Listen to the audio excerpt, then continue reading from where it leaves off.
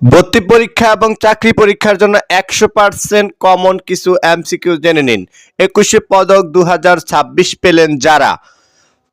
ফারিদা আক্তার ববিতা চলচ্চিত্রের উপর পেয়েছেন। ফারিদা আক্তার ববিতা চলচ্চিত্র। অধ্যাপক ডক্টর আব্দুস সাত্তার চারুকলার উপর পেয়েছেন। মেরিনা তাবাসসুম স্থাপত্যের উপর পেয়েছেন 21শে পদক। আইয়ুব বাচ্চু সঙ্গীতের উপর পেয়েছেন। ওয়ারফেজ পেয়েছেন সঙ্গীত দলের উপর। অর্থী আহমেদ নৃত্যের উপর পেয়েছেন 21শে পদক। ইসলাম উদ্দিন পালাকার পালাগানের উপর পেয়েছেন 21শে পদক। শফিক রেহমান সাংবাদিকতার উপর পেয়েছেন 21শে পদক। ডক্টর মাহবুবুল আলম মজুমদার পেয়েছেন শিক্ষার উপর। তেজস হালদার যশ ভাস্কর্যের উপর পেয়েছেন। তোমাদের জন্য দুইটা ইম্পর্টেন্ট, সেটা হচ্ছে এই যে ভাস্কর্য আর শিক্ষা, এই দুইটা ইম্পর্টেন্ট। এই দুইটা থেকে ভর্তি পরীক্ষার জন্য আসতে পারে কোশ্চেন।